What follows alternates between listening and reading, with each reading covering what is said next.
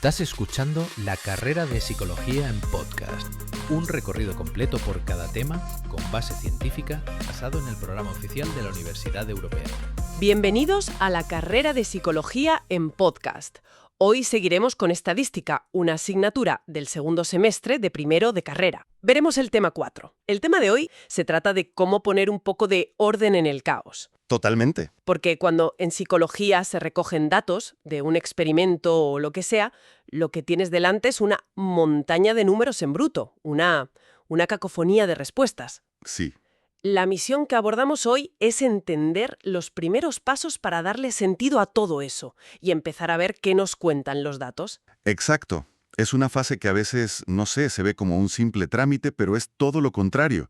Es casi trabajo de detective. Me gusta esa analogía. Antes de poder sacar conclusiones o aplicar pruebas estadísticas complejas, necesitas organizar la escena del crimen, por así decirlo. Poner cada prueba en su sitio. Eso es, si no, te pierdes en el ruido. Hoy veremos cómo agrupar esos datos y, sobre todo, cómo hacerlos visibles, cómo darles una forma que podamos interpretar. Perfecto, entonces estamos sentando las bases. Vamos a desgranar esto. El objetivo es aprender a organizar los datos con gráficas, a calcular e interpretar medidas de posición y a trabajar con las distribuciones de frecuencias. ¿Vamos a ello? Empecemos por lo más básico. ¿Por qué necesitamos agrupar los datos? El material de partida insiste mucho en esto. Pone el ejemplo de un test de ansiedad, con puntuaciones de 0 a 100. Claro. Tener 100 valores posibles es demasiado. Sería inmanejable y, peor aún, inútil. No veríamos el bosque por los árboles. La idea es reducir esa multiplicidad a un número de clases o categorías que sea manejable. 5, 6 clases, por ejemplo. Por ejemplo, en lugar de 100 valores, podrías crear 5 clases. Ansiedad muy baja, baja, etc. Pero, y esto es crucial, no se puede hacer de cualquier manera. Hay unas reglas del juego muy estrictas. Bien, aquí es donde empieza lo interesante. Se mencionan 3 reglas de oro. La primera, las clases deben estar bien definidas. Esto significa que no puede haber ambigüedad. Pero en psicología un concepto como ansiedad baja, eso de por sí ya es ambiguo, ¿no? Totalmente. Y ese es el meollo de la psicometría. Bien definida se refiere a que los criterios para pertenecer a la clase deben ser explícitos y objetivos. Si la clase es puntuaciones de 21 a 40, está perfectamente definida. Ah, vale. El problema, como bien dices, es la etiqueta que le ponemos. Ansiedad baja es una interpretación, pero el intervalo numérico tiene que ser cristalino. Entendido. La segunda regla es que deben ser mutuamente exclusivas. Y esta es fundamental.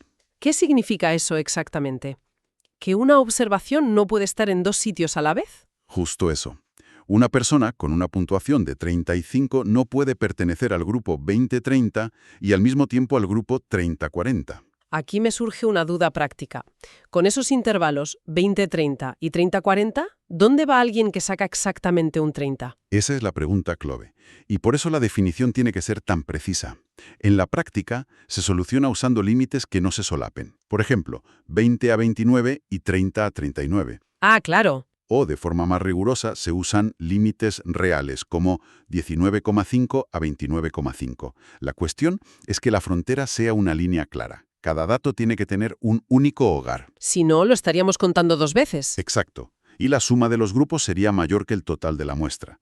Sería un error catastrófico. ¿Vale? Y la tercera regla. Las clases deben ser exhaustivas, o sea que no se puede quedar ningún dato fuera. Efectivamente. El sistema de clases debe cubrir todas las posibilidades. Todo dato recogido debe tener su cajón correspondiente. Entendido. Y una vez tenemos estas clases bien definidas, la herramienta principal para organizar los datos es la distribución de frecuencias. Que, en esencia, es una tabla que nos ordena todo y nos dice cuántas veces aparece cada valor. La frecuencia es simplemente eso, el número de veces que se repite algo. Es nuestra primera fotografía de los datos. Vale, pues vamos a desempaquetar esta idea de la distribución de frecuencias. No es solo una columna de números, tiene varios componentes que nos dan perspectivas distintas. El primero es la frecuencia absoluta. Se simboliza con NI. Es el recuento más básico y directo, el número de veces que se repite cada valor. Un ejemplo. Si en una muestra de 50 estudiantes, 15 eligen la opción A, la frecuencia absoluta de la opción A es 15. ¿Y la suma de todas las frecuencias absolutas? Nos da el total de la muestra, en este caso 50. Es una buena forma de comprobar que no hemos perdido a nadie por el camino. Luego tenemos la proporción o frecuencia relativa, pi. Esto ya empieza a poner las cosas en contexto, ¿verdad? Exacto, el contexto lo es todo. Se calcula dividiendo la frecuencia absoluta, la ni, entre el número total de observaciones, n. Siguiendo el ejemplo. 15 dividido entre 50, que nos da 0,3. Esta proporción nos permite comparar grupos de tamaños distintos. Ah, claro. No es lo mismo 15 de 50, que es una proporción de 0,3, que 15 de 500, que sería 0,03. La frecuencia relativa estandariza esa comparación, Y para hacerlo aún más intuitivo, tenemos el porcentaje, pi. que es simplemente la frecuencia relativa multiplicada por 100. Nuestro 0,3 se convierte en un 30%. Eso es. Y no es solo un cambio estético, ¿eh? Es una cuestión de comunicación. Totalmente. A nivel cognitivo, nos es mucho más fácil interpretar un 30% que una proporción de 0,3. Aquí es donde se pone aún más interesante. También existen las frecuencias acumuladas. Empecemos con la frecuencia absoluta acumulada, ENA. Esta responde a la pregunta, ¿cuántos hay en esta categoría o en las anteriores? Se calcula sumando la frecuencia absoluta de una clase a las frecuencias de todas las clases que la preceden. O sea, vas arrastrando la suma. Justo. Es súper útil para saber, por ejemplo, cuántos participantes obtuvieron una puntuación de 50 o menos en un test. Te da un umbral. Te da un umbral, exacto. Y, lógicamente, también existe su versión en proporción. La proporción acumulada o frecuencia relativa acumulada, FRA. Con la misma lógica. Es el cociente entre la frecuencia absoluta acumulada, Na, y el total de la muestra, N. ¿Y esto nos dice? Nos dice qué proporción de los casos se encuentra en un cierto nivel o por debajo de él. Es la base para calcular percentiles, Ah, claro, los percentiles. un concepto importantísimo en psicometría. Ya tenemos nuestros datos ordenados en tablas, pero para apreciar realmente el trazo grueso de la estructura, como se dice en los apuntes, nada como una buena gráfica. Pero cuidado, no vale cualquiera. Fundamental. Se nos recuerda que el tipo de medición condiciona la técnica. Es decir, el tipo de variable, si es cualitativa o cuantitativa, determina qué gráfico es el apropiado. Hablemos primero de las variables cualitativas, aquellas que describen una cualidad, como el diagnóstico clínico o el estado civil. ¿Qué gráficos usamos aquí? Principalmente dos. El diagrama de barras, donde la altura de cada barra representa la frecuencia de cada categoría. Ideal para comparar. Sí, para comparar visualmente cuántos casos hay en cada grupo. Y el diagrama de sectores. El clásico gráfico de tarta. Ese mismo. Es perfecto para mostrar cómo se distribuye el total en diferentes partes, para visualizar las proporciones. Vale. Y para las variables cuantitativas, las que son numéricas, como la edad, el tiempo de reacción o una puntuación en un test, Aquí las opciones son distintas. Tenemos el histograma, que se parece a un diagrama de barras, pero pero las barras están juntas, pegadas, y eso indica que la variable es continua. Nos muestra la forma de la distribución de los datos. y también está el diagrama de cajas. O boxplot, una herramienta muy potente. Te resume en una sola figura la mediana, los cuartiles y los posibles valores atípicos. Es excelente para comparar distribuciones entre diferentes grupos, ¿no? Extraordinario para eso, sí.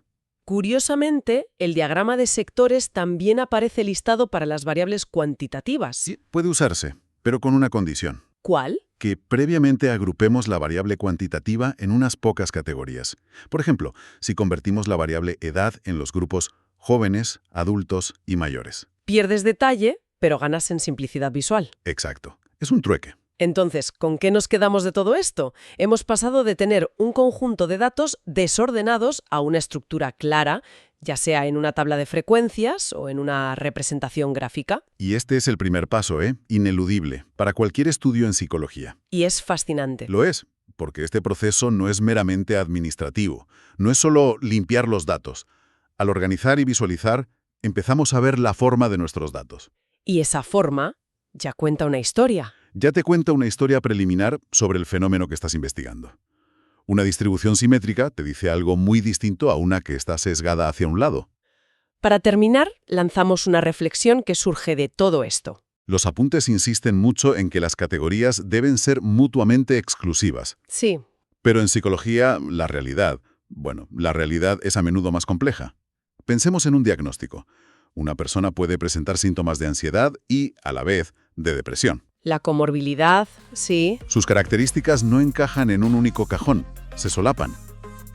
Muchas gracias por escucharnos. Os animamos a comentar cualquier duda que tengáis. Esto fue La Carrera de Psicología en podcast. Suscríbete para seguir aprendiendo.